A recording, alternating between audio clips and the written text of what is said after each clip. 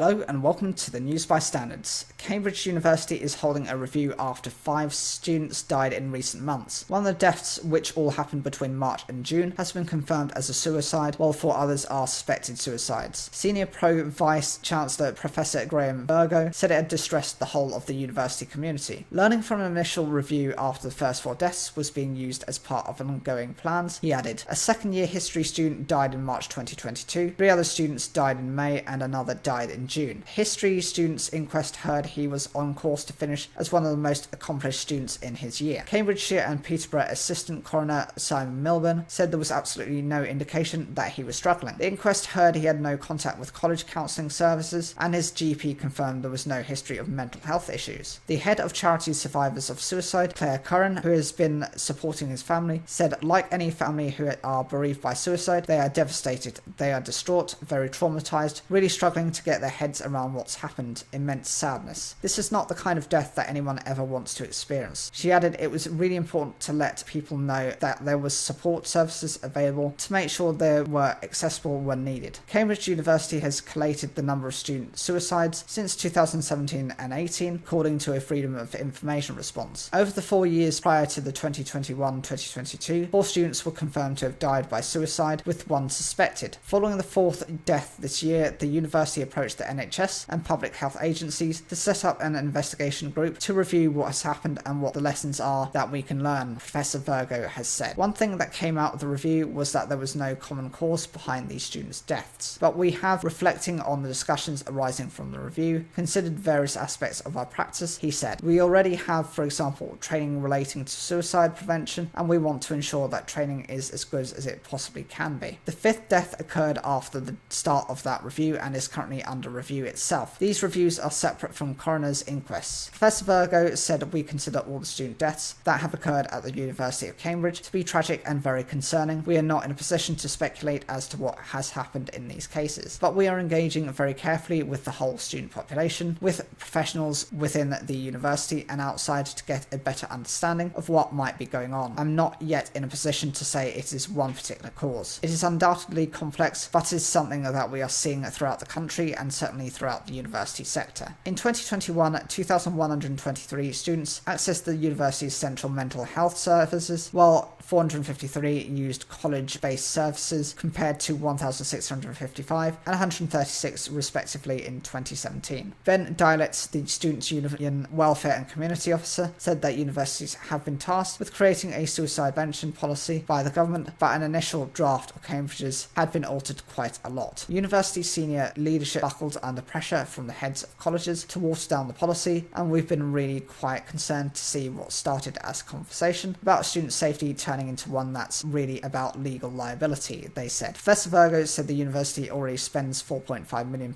a year on mental health and well-being, and will be allocating an additional £5 million over the next 5 years. Working together, the university and colleges have been developing and implementing an action plan, much of which was in development before these tragic deaths, which further enhances the support available for students, he said. He said the plans included an increase in investment into the university counselling services and dedicating well-being advisors in colleges to enable early identification of students in distress. A spokeswoman from Cambridgeshire and Peterborough Integrated Care System, ICS, which was involved in the review, said, we want to express our deepest condolences to the families, and our thoughts are with them and friends of those who have been affected. We're committed to working together to ensure that we support our most vulnerable people with managing their mental health. According to the most recent data from the Office of National Statistics, published in May, the suicide rate for higher education students in the academic year ending in 2020 in England and Wales was 3 deaths per 100,000 students, the lowest rate in 4 years, between 2016-17 and 2019-2020. Students also had a significantly lower suicide rate compared with the general population of similar ages. Professor Steve West, the president of University UK, which represents 140 universities, said the sector shares a resolute commitment to prevent student suicides. Across the UK, we are seeing an increase in the number of young adults experiencing mental ill health, and this is reflected in student populations, which, with increasing demand for support and treatment both in universities and the NHS. Whilst there is no evidence that overall numbers of students' deaths by suicide are increasing, risk factors such as self-harm, depression, debt, disengagement and loneliness mean that universities need to be vigilant to spot the signs and respond quickly. Ms. Curran added the history student's family would say that no matter how bad things are, ending your own life is not the answer. No family wants to go through this pain. No family wants to feel this devastation. Please, please, please talk to someone and get some help, because people really do care. Hello and welcome to the News by Standards. Doctors treating a 12-year-old boy at the centre of a life support dispute say is unresponsive and will not recover, a court has heard. Last month, a High Court judge ruled that Archie Battersby from Southend, Essex, was brain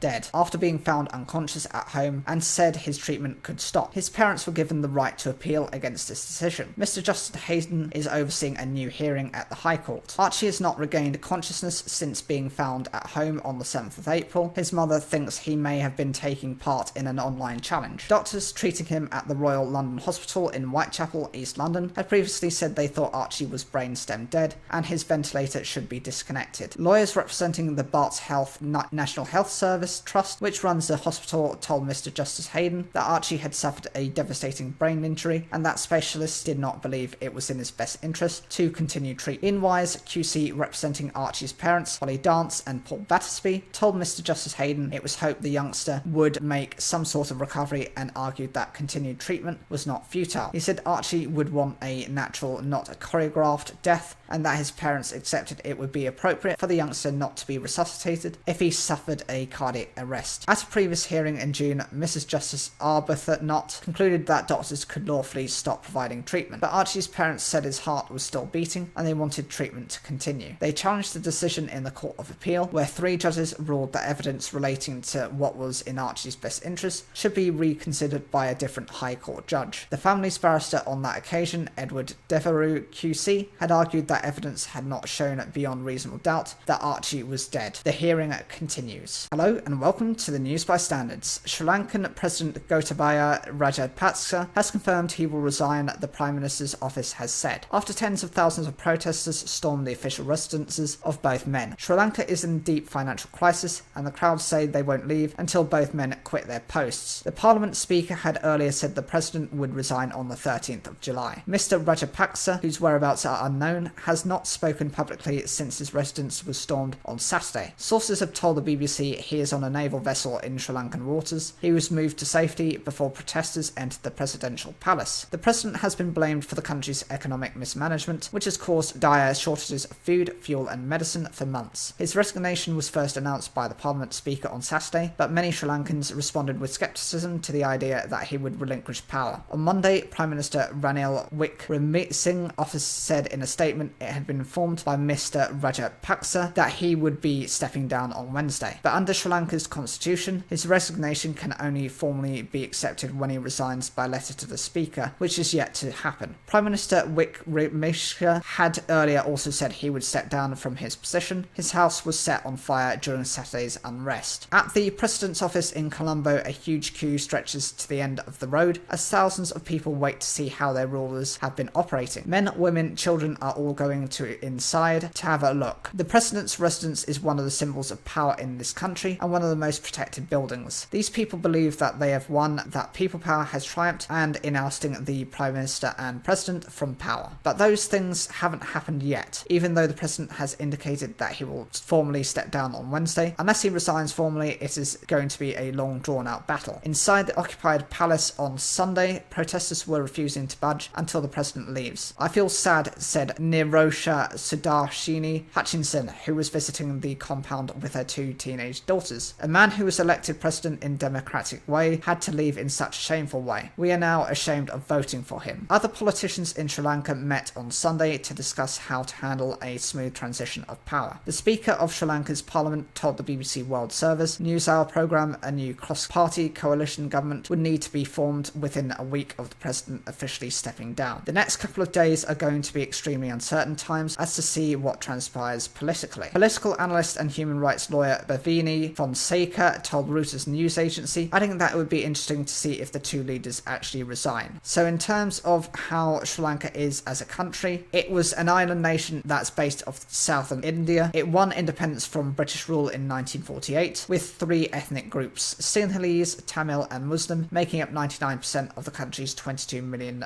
population. One family of brothers has dominated the monarchy for years. Mahinda Rajapaksa became a hero among the majority Sinhalese in 2009 when his government defeated Tamil separatist rebels after years of bitter and damaging civil wars. His brother Gotabaya, who was defense secretary at the time, is the current president, but says he is also standing down. The president is the head of state, the government and the military in Sri Lanka, but does share a lot of executive responsibilities with the prime minister, who heads up the ruling party in parliament. Soaring inflation has meant some foods, medication and fuels are in short supply. These are rolling blackouts and ordinary people have taken to the streets in anger, with many blaming the Rajapaksa family and their government for the situation. The palace storming on Saturday was the culmination of months of mainly peaceful protests in Sri Lanka at the soaring cost of living and shortages of essentials. Huge crowds converged on the official residence of President Rajapaksa, chanting slogans and waving the national flag before breaking through the barricades and entering the property. Footage online showed people roaming through the house and swimming in the president's pool, while others emptied out a chest of drawers, picked through the president's belongings and used his luxurious bathroom. Mr. Rajapaksa vacated his official residence on Friday as a safety precaution ahead of the planned protests, two defense ministry sources said, according to Reuters. Although it is Mr. Rajapaksa's official residence, he usually sleeps at a separate house nearby. His brother, former Prime Minister Mahinda Rajapaksa, is at a naval base in the country, the sources have mentioned. Hello and welcome to the News by Standards. A Thor's hammer and a pottery lamp are among Viking Great Army finds returning to the town where they were discovered. Thousands of Scandinavians formed an army in England to raid and conquer between AD 865 and 878, and Thetford in Norfolk was one of their winter camps. The story of how this led to the town becoming a major Viking settlement will be told at its Ancient House Museum. Curator Oliver Bone said the exhibits show how important this area was in the Viking story. The Anglo-Saxon Chronicle recounted how the Great Army raided, conquered and wintered in England until it was defeated by Alfred the Great at Eddington in AD 878. Exhibits on display include a tiny 4cm Thor's hammer found at South Lopham. Mr. Bone said it's a little pendant that would have been worn around the neck that probably had a protective function. If you were part of the Viking Great Army, you probably wanted the god Thor on your side. A rare hoard of King Edmund pennies will also be included, which is either hidden by Anglo-Saxons as the Vikings approached or loot lost by the raiders. Mr. Bone said when the Vikings came to East Anglia in 865, the East Anglians made peace with them and gave them horses. But when they returned to overwinter at Thetford in AD 869, they fought and killed King Edmund. He was canonised shortly afterwards and his body laid to rest at Bury St Edmunds in Suffolk. The interesting thing for our area is the development of the memorial coinage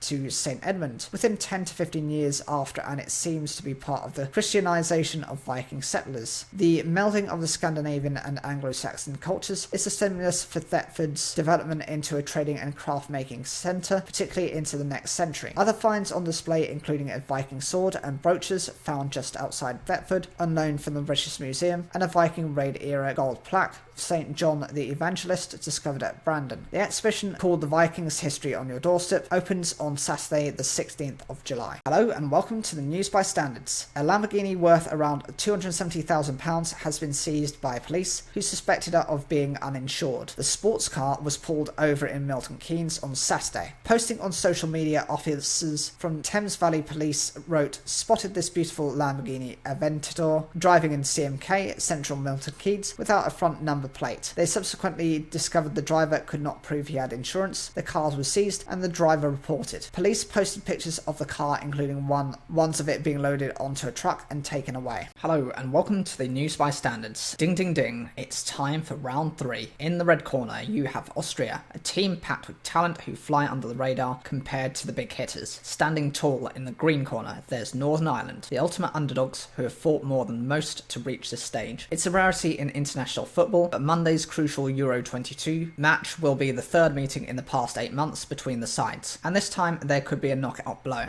Both teams lost their opening matches and defeat in their second game, with all but end any hopes of progression from Group A. There is previous here and a sense Northern Ireland owe their opponents one, despite being ranked 26 places lower than the Austrians. In October, Northern Ireland were denied a famous victory over Austria in added time in Belfast. The part-timers came from a goal down to lead 2-1, heading into the extra minutes before conceding at the death. Then in April, Austria capitalised on what was described as 90 minutes, capitalised as 9 minutes of madness, pouncing on errors to net 3 first-half goals as the hosts ran out 3-1, winners to all but end Northern Ireland's hopes of reaching a maiden World Cup. There's no point in having fear going up against the top side, said captain Marissa Callaghan. To get results to get a win would be amazing. It would be massive. I think the other day against Norway, a lot of nerves caused us to have a shaky start, but I think most of the game we did really well. We have to take that into this game against Austria, go in with confidence and play our game. Northern Ireland's mantra under Kenny Shales is to go out to try to win every match, whether that be a world-class Norway team in their Euros opener or Minnows North Macedonia in qualifying. That mentality never changes. After their historic debut in Thursday's defeat by Norway, Monday's match at St Mary's is a real opportunity to get their first points at a major tournament. Of course, Northern Ireland's task is made harder by the loss of key striker Simone McGill, and Shields has called on his players to step up and fill the sizable void left by the Aston Villa bound striker. There is always belief, and although it's been proved they can match their opponents in terms of performance, Shields warns it would be very foolish of us to characterise Austria as a weaker team than England or Norway. They most certainly are not, as you've seen against England, he said about Austria, who reached the semi-finals in 2017. Them, Norway and England are very much on par. Any one of those three could go on and win the tournament. We will adapt and prepare. Everything we do is gauged towards getting a victory. If we don't get a victory, we want to at least get a draw, but we won't be thinking like that. If we go out with an attitude of let's try and draw this match, it's not going to be with us. It's not what Ireland are. We go out to try and win every match. It's achievable. In the heat of battle, with temperatures set to be as high as 27 degrees during a match on the south coast of England, Shields called on his players to learn from mistakes in previous encounters. I said to the players that making mistakes is a very big part of learning. You have to take risks to try to break through against the big teams, he added. Pressure comes from what you self-inflict. We always talk about composure and relaxation, not too much. The more we prepare in that frame of mind, the more dominant the girls will become. They understand that by becoming more relaxed, they can play better. What I do know is that if people are asking us to change the way we play, then we'd be stopping the development of players. We need to develop players in this environment. The more we do that, the better they'll become. We have to keep doing that. Hello and welcome to the News by Standards. Residents and politicians say they've been left disgusted and frustrated by fly tipping and dumping in South Belfast. The issue has been identified as a particular problem in the Holy Lands, Lower Lisbon Road and Stranmillis areas of the city. The SDLP councillor Gary McEwen said alleyways were becoming a breeding ground for rats. Belfast City Council said it is aware of the recurring issue. Some alleyways in South Belfast have overflowing bins, rubbish bags, old takeaway boxes and general household waste. Speaking to BBC News Northern Ireland in Stranmillis, Mr McEwen said the situation had become horrendous for residents and council staff. I would describe it as mountains of waste in some of the entries around here. You can see how here there are boxes of medication. I don't know if there are tablets in it. There's COVID tests dumped, food waste. There's an absolute hazard both in terms of the environment and also health. This is just manna from heaven for vermin. It's going to be the perfect breeding ground for rats. Mr McCown said there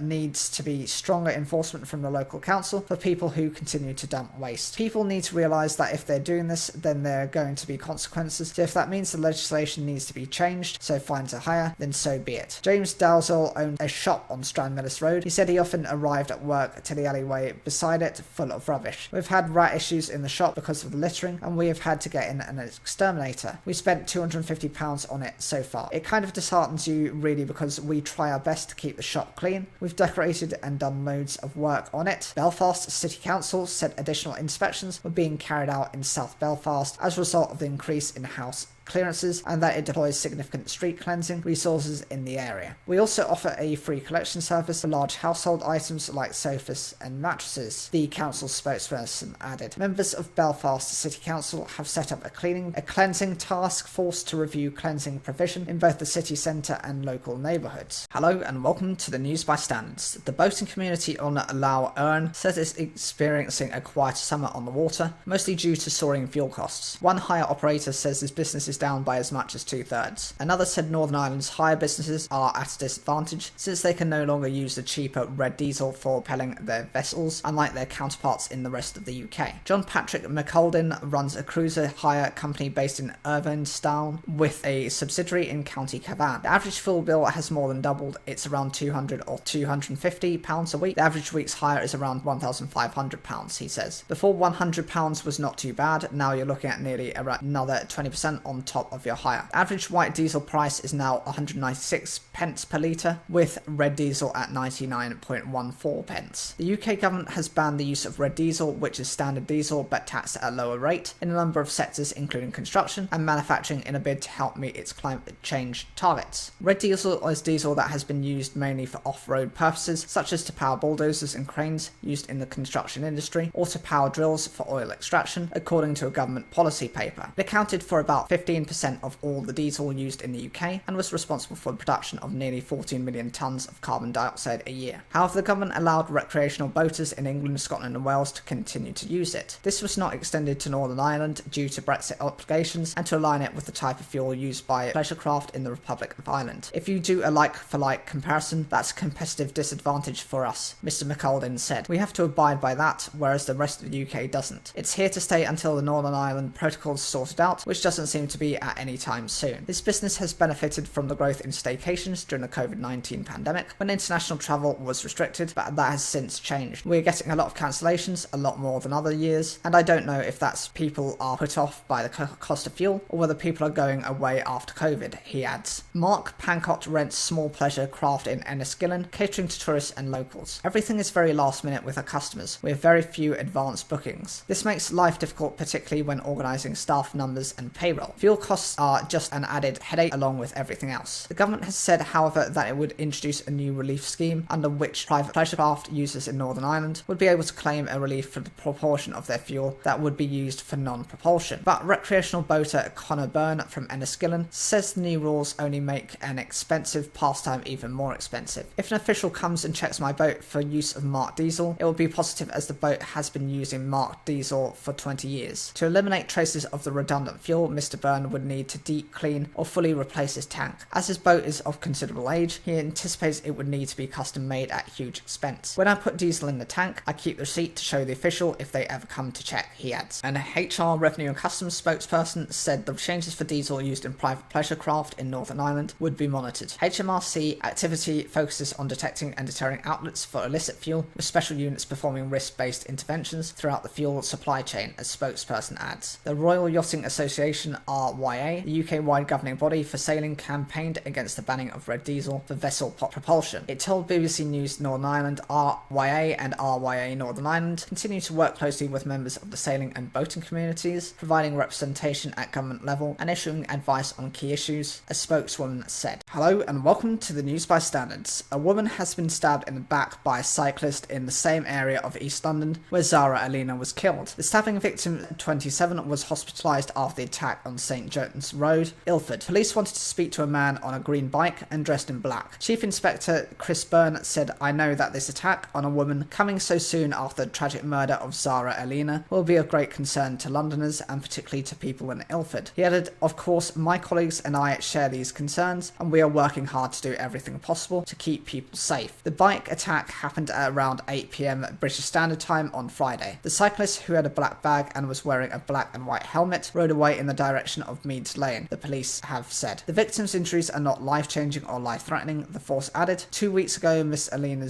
was attacked as she returned home from a night out with friends and died from head and neck injuries. Jordan McSweeney, 29, from Dagenham, has been charged with murder, attempted penetration without consent, and robbery. He has been remanded in custody until the 30th of September. Hello and welcome to the News by Standards. Russian gas supplies to Germany via the Baltic Sea pipeline Nord Stream 1 have been halted for 10 days. The pipeline's Russian-backed operators say the move is because of annual maintenance work, but German ministers believe the shutdown is politically motivated to put pressure on Berlin. Last month, the German Economy Minister Robert Habeck said Russian President Vladimir Putin was using gas as a weapon in response to EU sanctions. In mid-June, Russia's state gas firm Gazprom cut gas flows through Nord Stream 1 to just 40% of the pipeline's capacity. It blamed a delay in the return of equipment being serviced by Germany's Siemens Energy. The Canadian government says it will now return a repaired Siemens turbine to Germany for the pipeline. That move angered the Ukrainian government, which accused Canada of adjusting the sanctions imposed on Moscow to the whims of Russia. Canada says it is granting Siemens Canada a time-limited and revocable permit to send repaired turbines back to Germany despite the sanctions. Germany's government is worried that gas supplies could be reduced or cut permanently. The pipeline shutdown is also affecting Italy, where energy group Eni said it would receive about a third less gas from Russia's Gazprom on Monday compared with average volumes supplied over the past few days. The head of the International Energy Agency, Fatih Birol, has warned that Russia may cut off gas supplies to Europe entirely and that Europe needs to prepare now. Russia has already cut gas supplies to Poland, Bulgaria, the Netherlands, Denmark and Finland over their refusal to comply with a new payment scheme. Since Russia's invasion of Ukraine in February, Germany has reduced its dependence on Russian gas from 55% to 35% and wants to stop using gas from Russia altogether. But if Russian supplies were suddenly cut overnight, this could tip Germany into a major recession because entire industries rely on gas and most German homes use it for heating. Germany's gas storage facilities are currently about 64% full, German broadcaster ZDF reports. Industry experts quoted by German media say the chemical sector would be hardest hit by a gas shortage. It accounts for 50% of Germany's gas consumption, and disruption could lead to shortages of goods such as fertilizer, pharmaceuticals, detergent and cosmetics. German households and key services such as hospitals will be prioritised for gas supplies under a government emergency plan. Hello and welcome to the News by Standards. The Northern Ireland economy is losing momentum as high costs and falling confidence hit business performance, an Ulster Bank survey suggests. The bank's monthly survey of around 200 firms is considered to be a reliable indicator of the private sector. It suggests that manufacturing, construction, retail and other services all saw a decline in business activity during June. Business confidence also fell to its lowest level in almost 2 years. Ulster's bank chief economist Richard Ramsey said the cost of living crisis had already become increasingly evident in May, with a slump in retail demand, with this trend continuing in June. He said June also appeared to have been a poor month for manufacturing, with sharp falls in business activity and new orders. Anecdotal evidence indicated that the main factor underlying falls in both output and new business was sharply rising prices, with customers increasingly hesitant to commit to new projects, he added. Last week, official data suggested that the output of the economy in Northern Ireland reached a 15-year high in the first quarter of this year. However, economic conditions have deteriorated since then as businesses and consumers attempt to deal with rapidly rising prices. The Bank of England has warned the UK faces a sharp economic slowdown this year. The bank's policymakers expect the UK economy to shrink rather than expand in the final 3 months of the year. It also expects the economy to contract by 0.25% in 2023, down from its previous forecast of 1.25% growth. Hello and welcome to the News by Standards. A think tank has apologised for using the wrong data in a report into Irish travellers' access to higher education. On Thursday, a Higher Education Policy Institute (HEPI) report into the education of Gypsy, Roma and Irish travellers in the UK was released. It said Irish travellers still faced barriers when accessing mainstream education and called for support. However, the portion of Irish travellers who enter university in the UK is higher than the report suggested. Recent research by the European Union suggested Irish travellers suffer some of the worst discrimination and poverty of any ethnic group in Europe. HEPI is a UK-wide independent think tank which focuses on higher education. Its report looked mainly at the barriers to educate for members of the Gypsy, Roma and Irish traveller communities in the UK. It reflected the experiences of children and young people from the Irish traveller community in preschool, school and higher and further education. It concluded that improving Gypsy, Roma and Irish traveller access to and participation in UK education requires sustained long-term focus and solutions. But a central claim in the report was that fewer than 4% of Irish traveller students, about 6% of young people from Gypsy and Roma communities in the UK entered higher education. The Institute has now said those figures were incorrect and the rates of entry are higher. They have clarified that 10.7% of Irish travellers in the UK access higher education by the age of 19 and 6.9% of Gypsy or Roma young people. That is still much lower than the overall rate for the UK, where about 37% of all 18-year-olds enter higher education. In Northern Ireland, rates of entry are even higher, with a record proportion of school leavers starting university during the past 2 years. In a statement to BBC News Northern Ireland, the director of HEPI, Nick Hillman, apologised for the error. The general point that Gypsy, Roma and travellers all have extremely low rates of entry to higher education remains unchanged, and the rest of the report stands, he said. The correct data shows it is not true to say that Irish travellers do even worse in terms of entry to higher education than those classified in the data as Gypsy or Roma. This is embarrassing for us as we are an evidence-led organisation, but we are committed to correcting any errors as and when they occur. The Institute is correcting the report and has also contacted the Education Select Committee at Westminster to alert them to the error, as that was the original source of the data used in the HEPI study. Hello and welcome to the News by Standards. A 70-year-old woman has died in a crash involving a car and a 4x4 vehicle in County Sligo on Sunday. 3 others were injured in the collision on the N15 at Creeville, Cliffany, shortly after 3 p.m. local time. They were taken to Sligo General Hospital, where the woman was later pronounced dead. The road is currently closed while Garda, the Irish police, examine the scene. Garda have appealed for witnesses who may have seen the incident or who have dashcam footage to come forward. Hello and welcome to the News by Standards. A woman has died and 2 people have been injured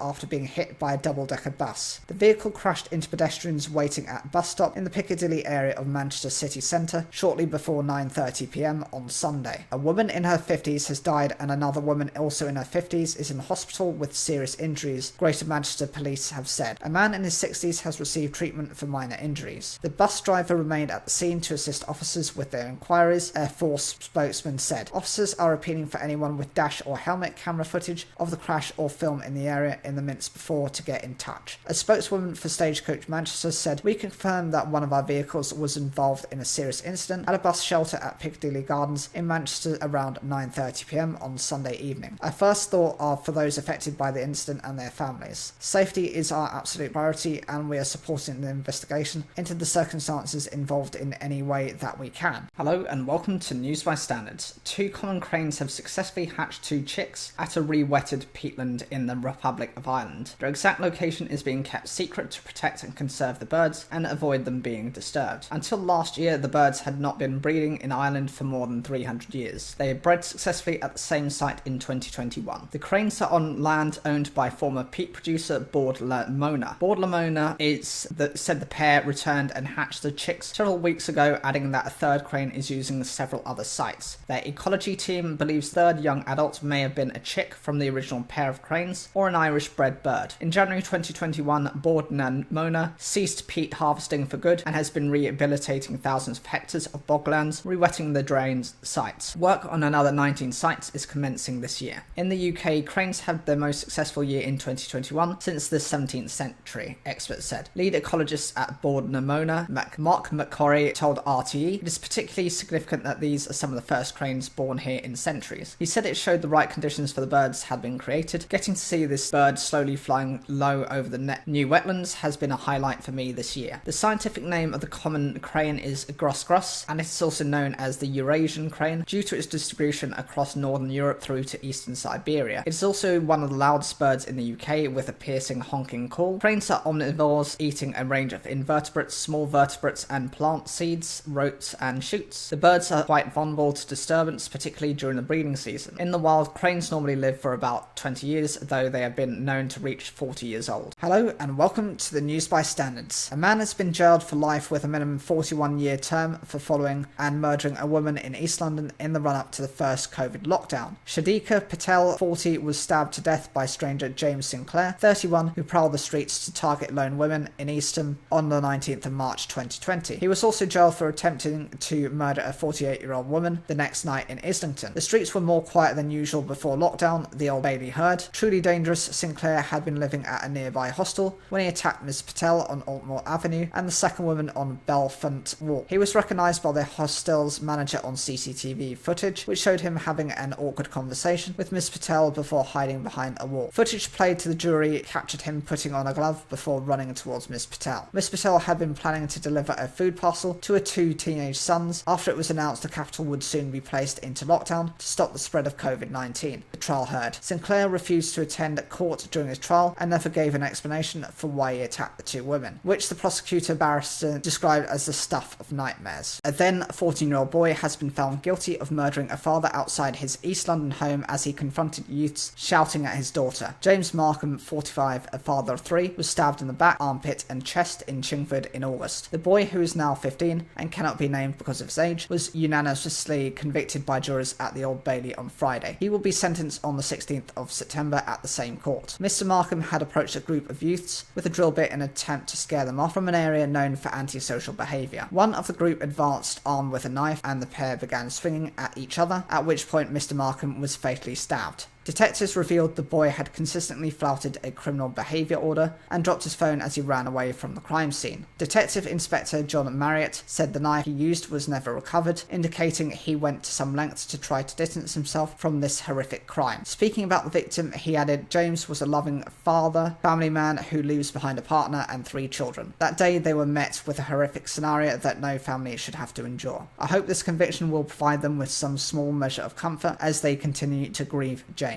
Hello and welcome to the News by Standards. The man who died after an accident while helping to build a bonfire at a site in County Antrim has been named locally as Jon Steele. He was in his 30s and from the Antville area of Larne. It happened at the Antville bonfire in Fairwear at around 9:30 p.m. on Saturday. The Northern Ireland Ambulance Service, NIAS, said it had responded to reports a man had fallen from a height. A rapid response paramedic, 2 emergency crews and a doctor were dispatched. The bonfire was dismantled and a memorial service was held at the site on Sunday in memory of Mr. Steele. Constructed from stacked wooden pallets, the bonfire stood at more than 50 feet. It was one of many being built across Northern Ireland ahead of the traditional July celebrations. They are usually lit to mark the 11th night before the 12th of July. It is part of the commemorations to mark the victory of the Protestant King William of Orange over the Catholic King James II at the Battle of the Boyne in 1690. Daniel Crawford, a close friend of Mr. Steele and one of the bonfire organisers, was there when the incident happened. On behalf of the organisers, he told BBC News Northern Ireland, "We are all completely heartbroken at the loss of our friend and brother. Our deepest heartfelt condolences to the Steele family. He will be forever missed." Reverend Ben Preston of Craigie Hill Presbytery Church said he had been to the scene and spoke to Mr. Steele's parents. "As you can imagine, they are in deep shock," he said. "No father, no mother wants to see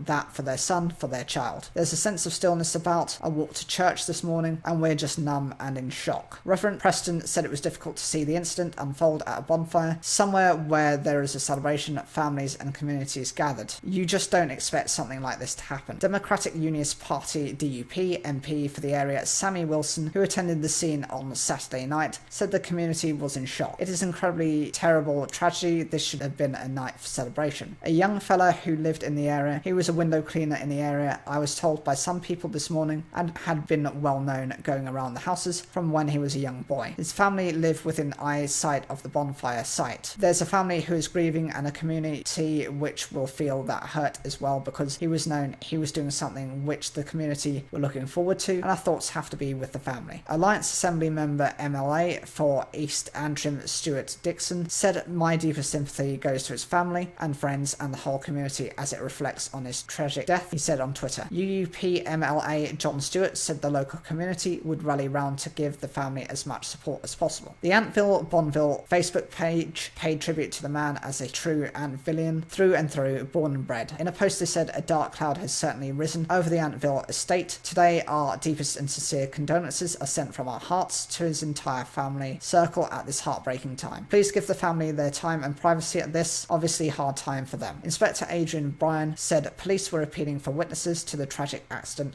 who were in the area last night. Hello and welcome to the News by Standards. A 16-year-old boy has died after going swimming at an abandoned quarry. Police said he got into difficulty after getting into the water at Dorber Delf in Appleby Bridge, Lancashire at 9:40 p.m. on Saturday. His body was recovered from the water following a search of the quarry. 2 other teenage boys have previously drowned at the same site. It comes as forecasters warn of rising temperatures and the Met Office predicts the hottest day of the year. Councillor John Phillis of Lancashire County Council said there had been concerns for years over people using the quarry during the summer. When it's hot weather, people come either by train or parents drop them off, as that is where they swam, he said. Local people either want access restricted further or it filled in. But I think we should wait to see what the coroner says about the boy who has sadly died. Lancashire police have confirmed his death was not being treated as suspicious and a file would be passed to the coroner. In 2016, Miracle Godson, who could not swim, drowned at the quarry where another boy also died in 1991. Becky Ramsey, who has campaigned to raise awareness of the dangers of swimming in cold water following the death of her own son in 2011, told BBC Northwest Tonight, "We need everyone to understand the risks, the dangers." Her son, Dylan Ramsey, 13, drowned at a quarry in Lancashire in 2011. Mrs. Ramsey said, "We need people to know how cold water affects the human body and that we are not invincible. Nobody is immune to drowning. Anybody can drown." Hello and welcome to the News by Standards. Ukraine plans a 1 million-strong army equipped with NATO weapons to retake the south of the country from occupying Russians, the defense minister says. Retaking the areas around the Black Sea coast was vital to the country's economy, Alexei Reznikov has said. However, the comments are more of a rallying cry than a concrete plan, says the BBC Joe Inwood in Kiev. The defense minister's remarks come as Russia makes progress in taking territory in the eastern Donbass region. An attack on a block of flats on Sunday killed at least 22 people, with more than 20 feared buried under the rubble. Rescuers are still looking for survivors at the site of the 5-story building and Chasiv Yar near the city of Kramatorsk in the Donetsk region, which has been the focus of a Russian push. In his interview with the Times newspaper, Mr. Reznikov praised the UK for being key in the transition from providing Ukraine with Soviet-era weapons to NATO standard air defense systems and ammunition. He said weapons deliveries needed to be sped up. We need more quickly to save the lives of our soldiers. Each day we're waiting for howitzers, we can lose 100 soldiers, he said. We have approximately 700,000 in the armed forces, and when you add the National Guard, police, border guard, we are around 1 million strong, the defence minister has said. However, Dr. Jack Watling, senior research fellow at the Royal United Services Institute, cautioned against the figure. It's not 1 million strong force that will be conducting a counterattack, Mr. Watling told the BBC. Normally you'd want operational surprise when you launch a counterattack, so announcing it publicly is partly about forcing the Russians to have to commit resources more widely to guard against this threat. The comments come as 3 people were killed and 28 wounded after residential areas in the eastern city of Kharkiv were struck by Russian shells, the regional governor has mentioned. There's always a danger when politicians directly intervene in military campaigns. Alexei Reznikov said an offensive to recapture some of the territory taken by Russia was politically very necessary. It is also economically important, not least to try to resume exports of Ukrainian grains via Black Sea ports. Ukraine may believe that while Russia focuses its military effort in the east, now is a good time to try to take back parts of the south. But the truth is that much of Ukraine's military effort and resources are already being consumed by fierce fighting in the Donbass. We have spoken to a number of units that have already lost more than half their troops and require reinforcements. Ukraine's confidence has been boosted by the supply of more advanced long-range artillery systems, but still not in the number Ukraine says it needs. The question is whether Ukraine is really yet ready to conduct a major offensive in the south, while its forces try to halt Russia's advances in the east. I've been told that Western politicians have already made clear to senior Ukraine politicians and military commanders that now is not the time to try to launch a major counter-offensive. It may be good for morale, but it could easily stall. So far, Ukraine's counter-offensive operations around Kharkiv and Kherson have had limited success. They still need more time to rebuild their army. Russia's own initial invasion of Ukraine highlights the dangers of fighting on multiple fronts. It failed to achieve most of its objectives. It's only seen some success in the east by concentrating its forces. Hello and welcome to the News by Standards. A group of young Welsh people are calling for social media platforms to improve processes for reporting harmful content. TikTok and Meta bosses face questions from students at Pontypridd High School in Rhondda Cynon Taf. Platforms said they listened to feedback from users and encouraged them to make use of safety features. The event was organised by Alex Davies-Jones, MP, as the UK government's online safety bill goes through Parliament. There's barely a day that goes by that I don't experience something negative, said 17-year-old Caitlin. I personally think social media is pretty dangerous. Scrolling through TikTok yesterday and there's many challenges aimed at young girls to eat roughly 300 to 400 calories in a day, and it could trigger many eating disorders. Many of Caitlin's attempts to report harmful content have been unsuccessful. I think the reporting process should be looked into a bit more, since it takes so long for things to be taken down. By the time they're taken down, the harm's already been made. TikTok said it strictly removes content that promotes disordered eating. Caitlin had to deal with online abuse after posting about Manchester United footballer Mason Greenwood being arrested on suspicion of rape. He has denied the claims. I spoke about the whole Mason Greenwood situation and I got told I need to get beat up about it. I feel like because of social media, women's voices are being heard less. I feel like we're being pushed back a bit. It's kind of like a war on us in a way. It's like we can't really speak without having harm warned against us. Others highlighted positive aspects of social media, such as keeping in touch with friends and self-love campaigns. There's a lot of body positive things that go around now that never used to, said 17-year-old Isabel. Pupils working on a project to improve online safety were given the chance to quiz tech giants at a virtual event. Young people feel it is very difficult to report and remove upsetting content. How can you make this process easier? Asked 13-year-old Brooke. TikTok's head of safety public policy in Europe, Alexandra Evans, said she thinks the platform's reporting mechanisms are intuitive, but welcomes feedback from users on how they are struggling. She also highlighted blocking functions. For example, if you don't like the word hate or loser, whatever it may be, you can set a list of words that you'll always always get filtered from your comments. Megan Thomas, Public Policy Associate Manager at Meta, which owns Facebook and Instagram, said the company has recently developed new features designed to help prevent people from having to experience any kind of harmful content on our platforms in the first place. Poppy13 wanted to know how many offensive posts are taken down each day and what consequences are in place for repeat offenders. Both representatives said they did not know the daily figure, pointed to quarterly reports. There's a spectrum of harm, there's a spectrum of behaviours, and we try to be really specific in our responses, said TikTok's Miss Evans. But also when it comes to those egregious cases, when it comes to those absolute zero tolerance behaviours, we're all working towards making sure that we are responding and stamping out that kind of activity across all of our platforms. New online safety laws are being introduced by the UK government, but Labour MT for Pontypridd and Shadow Technology Minister Alex Davies-Jones warned of loopholes in the legislation. A UK government spokesperson said our pioneering online safety bill will already deliver major improvements to the safety of women and girls, from criminalising cyber flashing to protecting young girls from harmful content. They added that failure to act by social media companies could result in heavy fines. Hello and welcome to the News by Standards. Tennis at Wimbledon is very often a reminder of the sport's genteel past, the players in white outfits and strawberries and cream for the spectators. Yet there have always been bad boys, but their misdemeanours pale in comparison with that of one of the finalists in 1879. Let me introduce you to Vere Thomas St Leger Gould, the second son of an Irish baron. A very talented tennis player with reportedly a killer backhand, he made it to the 1879 final where he was defeated by the Reverend John Thornycroft Hartley. Gould was expected to win, but too much alcohol the night before, historians say, put pay to his hopes. After that, his life was downhill all the way. He was a gambler, a heavy drinker and an opium user. In 1891, he married a twice widowed French woman, Madame Marie Gelaudin, who also had her own addiction issues. The couple, who introduced themselves as Sir and Lady, eventually moved to the south of France, spending plenty of time in Monte Carlo's casinos. While the Goulds lost all their money at the roulette tables, they thought they had found a meal ticket in Danish widow Emma Levin in 1907. She lent the couple £40, a huge amount at that time, which they lost. There was a huge public fight with another of Mrs. Levin's hangers on, a Madame Castellazzi, seeking the return of the money. Embarrassed by the scandal, the Danish widow decided to leave Monte Carlo, but called in on the Goulds before her departure. There seems to have been a fight because when the police arrived at the Goulds' home, looking for the missing Emma Levine, who had been reported missing by Madame Castellazzi, they found blood stains on the wall, ceiling and furniture. They also found a dagger and butcher's knife covered in blood stains. In the meantime, the couple had left for Marseille, leaving a large suitcase and a handbag at the station with instructions that they would be forwarded to London. But a porter noticed the putrid stench and what looked like blood oozing from the suitcase. Unconvinced by the Gould story that the case contained dead chickens, the police were called and found the severed remains of Miss Levine. Vere Thomas St Leger Gould would soon exchange the tennis courts for the courts of law. He and his wife stood trial for the murder of Miss Levine. It was a prosecution case that Miss Gould had instigated the crime like a Lady Macbeth figure, and that he was easily manipulated as a contemptuous pity and a drink and debauched creature. Both were found guilty and justice served. She was sentenced to death by guillotine, but because there was no one available to carry out the sentence in Monaco, it was commuted to life in prison. She died of typhoid fever in prison in 1914. She was sentenced to life in prison on the notorious Devil's Island in French Guiana. He struggled there with frequent nightmares, suffering from withdrawal symptoms of both alcohol and opium. He died by suicide in 1909 at the age of 55. His story reminds us that while tennis may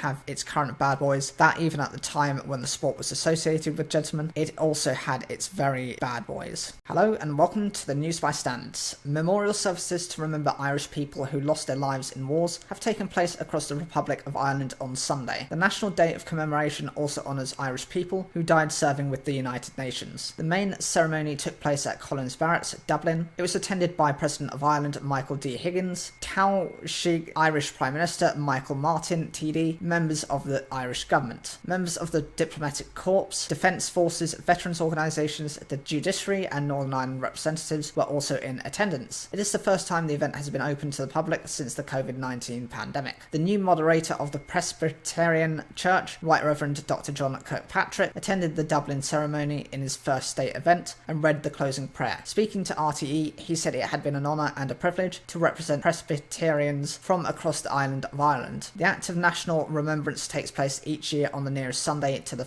11th of July, the day in 1921 that a truce was signed that ended the Irish War of Independence.